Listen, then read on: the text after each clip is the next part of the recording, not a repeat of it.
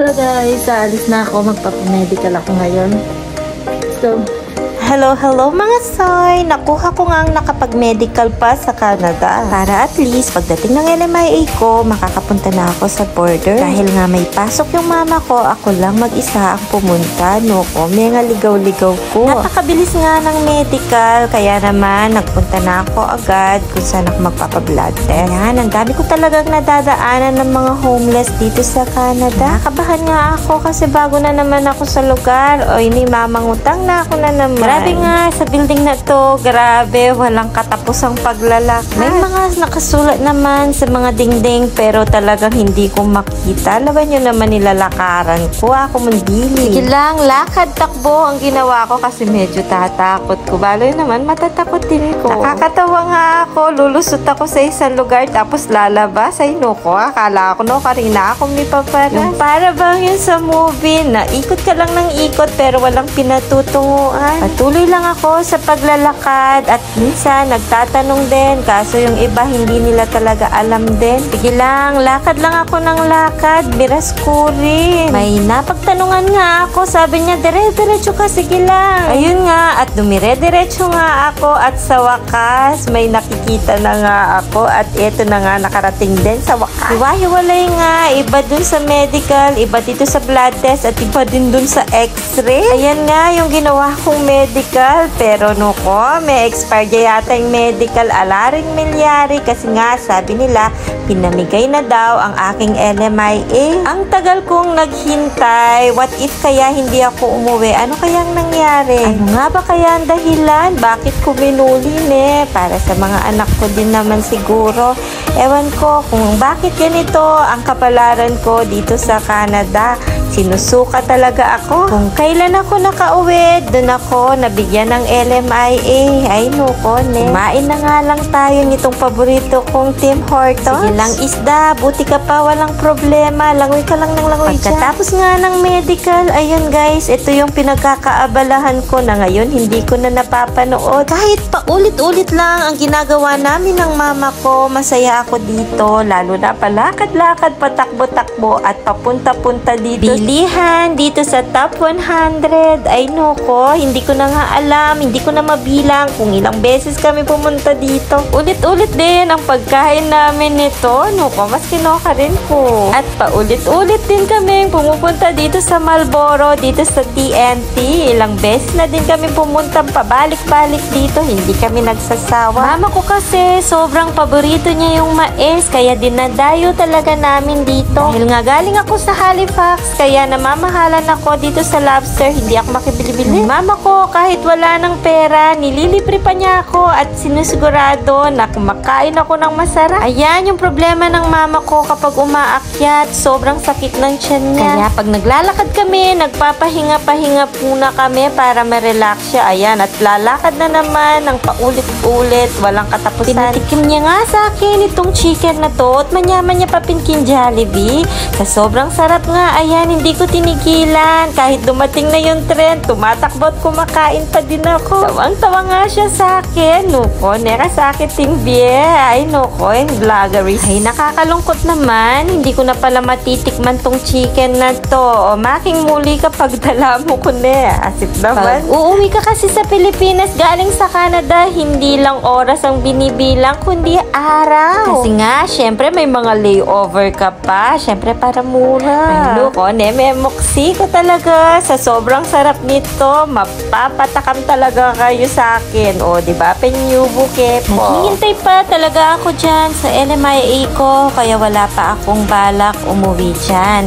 Kaso guys, biglang dumating yung bagong policy na hindi na daw makakapag-apply sa loob ng Canada ang mga visitors. Kaya nabigyan na naman ng pagkakataon ng asawa kong pauwiin ako. Pero kahit pwede pa sa border, sana ako pumunta. Kaso yung asawa ko ginagad yun. Sa Philippines na lang daw ako mag-abang ng LMIA ko at doon na lang ako mag-apply ng working permit. Kaso ayun, wrong move. Ayaw pala nila akong pauwiin. Dapat doon pala ako mag-apply doon sa my border. Kaya ayun, sabi nila ipapamigay na lang daw sa iba yung LMIA ko. Ano nga ba ang rason? Bakit ganito ang nangyari sa akin dito sa Canada? Ano man ang rason, at least ito, nakasama ko yung mama ko dito. Ayan, nagpapagamot siya. Bago nga ako umalis, sinulungan ko na siyang magpa-check up. Tapos biglang lumabas yung sa kanyang appointment yung sa mata kung kailan wala na ako. Ay no, paulit-ulit pa rin ang ginagawa namin ng mama ko, diba? Ayan, ang dami naming napupuntahan. Eto nga at naligaw na naman kami. Kahit matagal na dyan yung mama ko, hindi naman siya gumagala. Trabaho, bahay lang siya. Kaya naman, eto, nagtatry kaming lumibot-libot. Kaya naman, ayan, nagsiligaw-ligaw kami. At eto nga yun, na-reels ko na yan. Grabe guys, kahit mahirap ang buhay namin dito, sa mga memories namin ng mama ko, sobrang saya ko. Lampas 2 buwan lang kami magkasama, pero masasabi ko talagang nag-enjoy ako kahit paulit-ulit lang yung ginagawa namin. Alam nyo guys, mahal ko yung mama ko, pero lalo ko siyang minahal. Nalulungkot lang ako kasi hindi ko na siya masasamahan. Ay nuko, kadraman nagbo-voice over ka lang, napapaiyak ka pa. Iyakin talaga ako kahit na anong ginagawa ko. Minsan, hindi na ako nasanay. O diba? Ulit-ulit lang yung ginagawa namin. Ayan, nasa top 100 na naman kami. Ay nuko, alang katapusan. O hindi ko inuulit yung mga video. Makita nyo naman, iba-iba yung damit namin. Pero paulit-ulit lang talaga kami at pabalik-balik lang kami pumupunta. May mga naging kaibigan nga kami dito. Nuko, atid sundo pa kami ni na Ate Vicky at Ate Pe. Kaya nung umalis ako, napaiyak si Ate Pe kasi hindi ako nagpaalam sa kanila. Ito nga ang huli naming pagsasama. Sinamahan kaming mamili dito. Ang dami niyang lugar na alam at ang mumura pa. Kung alam ko lang na uuwi na ako dyan, namili na sana ako kasi ang mumura. Pero dahil wala pa akong balak na bumili, sabi ko balik na lang ako. Sobrang mura ng mga bilihin dito. Iba dun sa Value Village na pinupuntahan namin. Kaso dahil wala kami sasakyan, hindi ko alam anong lugar itong pinuntahan namin to. Dahil nga hindi ako nagpaalam sa kanila, kaya hindi na ako nakabalik dito. Eto nga guys, paulit-ulit din ang paglilibre nila sa amin dito. Sobrang sarap ng pagkain dito at ang dami ng servings. Ay no ko, yung lechon. Paulit-ulit ko nga ang binibidyoan yung lechon na yan. Sabi nga namin, konti na lang ang orderin nila kasi nga busog pa kami at nahihiya na din kami. Nasa sundo na nga sila pang manlilibre sa amin. Paulit-ulit nga lang guys yung ginagawa namin pagkatapos nga namin kumain dito at masasarap na pagkain na in-order nila sa amin ay upunta kami dun sa kanila ay mega bulol-bulol ko pa. Sobrang sarap talaga ng pagkain dito kaya naman mamimiss ko to. Hindi ko na matitikman pala. Ito nga yung sinasabi ko sa inyo guys, pagkatapos namin kumain, diretso kami dito. Sobrang bait nila. Ito nga yung tambayan namin. Sabi namin, next time kami naman ang magdadala ng pagkain sa kanila. Ito nga, walang katapusang paglalakad na naman. Paulit-ulit din na ginagawa namin ng mama ko. Maglalakad kahit kami. Kasi mainit, ang gaan sa pakiramdam ang maglakad. Ito nga pala, yung maybe this time ko dito sa daan. Ay nako, sinuportahan talaga ako ng mama ko. Sobrang tawang-tawa sa akin. Kung maririnig nyo lang yung boses niya, nako, Mayliyang Miley. Napasaya ko talaga siya at pinrank pa. Hinarap ko sa kanya yung camera na hindi niya alam. O, nagpunta na naman kami dito sa paborito naming top 100. Tapos, umuwi na ulit. O, diba? Paulit-ulit. Nahulog nga tong aming lalagyanan. Buti, hindi pa pinulot ng iba. Kaya yan, na doble-doble yung lalagyanan namin. Ay, no, manyulok kaming mako. Tingnan nyo naman ang buhay namin dito. Kahit saan, nakakarating kami. Dahil nga summer dito, sobrang init. Kaya ayan, nagyaya muna ako dito sa 7-Eleven. Na-miss ko kasi yung Slurpee. Initan kasi ako ng bonggang-bongga. Kaya ayan, bumili muna kami ng Slurpee. Kaso, ayaw naman ng lasa ng mama ko. Kaya ayan, may sakit ko dungos. Pag malapit na kasi sa apartment namin, pataas na yung daan. Kaya ayan, nahingal-hingalan ako. Grabe, sobrang pagod. Pero yung mama ko, go pa din. Makapagpahinga lang siya ng konti, ayos na siya. Iba yung sanay. Sadi sanay. Ayan nga, at nakapagluto na siya ng sobrang sarap. At ako, yan, TikTok is life para sa akin. Ito, dito ako nag-e-enjoy. Alang pakialamanan. Ang hirap talaga ng sitwasyon ng mama ko. Ang kapatid niya ay may sakit. Wala siyang magawa. Kaya video call na lang sila.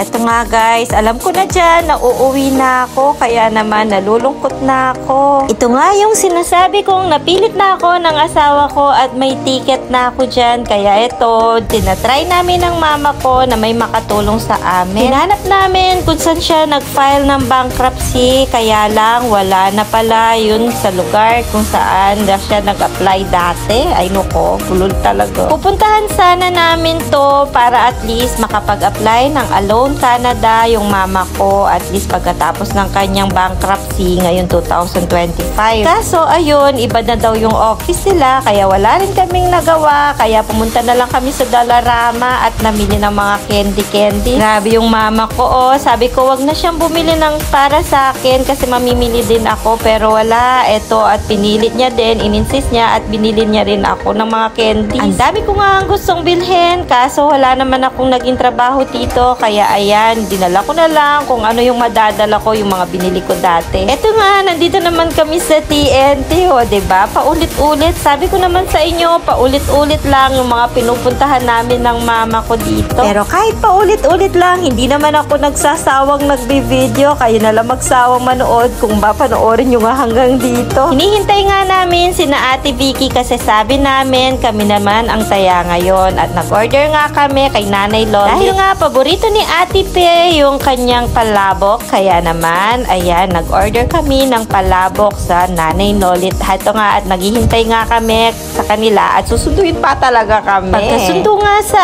amin at ito na nga, kinuha na namin yung in-order naming palabok at nang makakain na, danupa na yung bili. Ito na yung last na pagkikita at dito sa bahay ni Ate Pe at Ate Vicky. Kaya super thank you sa inyo. Sobrang bait nila sa amin ng mama ko. Ayan, at ginawan pa niya ng juice yung mama ko. Maganda daw sa katawan ang pag-juicer, guys. Kaya ayan, tinuruan kung paano gawin ng mama ko. Kaso, wala nga kaming juicer. Kaya ayan, hindi man nagagawa ng mama ko. Pero ginawan siya ng marami at nakainom naman kahit papaano yung mama ko. Next time na pagpunta na lang siguro at magkita sila, dun na lang siya makakatikim ulit. Dahil alam ko na nga na uuwi na ako dyan. Ito, nag-last TikTok na ako sa bahay nila at tinatid na nga kami. Pero hindi na nga ako nagpaalam sa kanila kasi nakakalungkot ang magpaalam. Lahat ng nangyayari sa buhay natin ay may dahilan. Kung ano man ang dahilan, tanggapin na lang natin. Sumunod na lang ako sa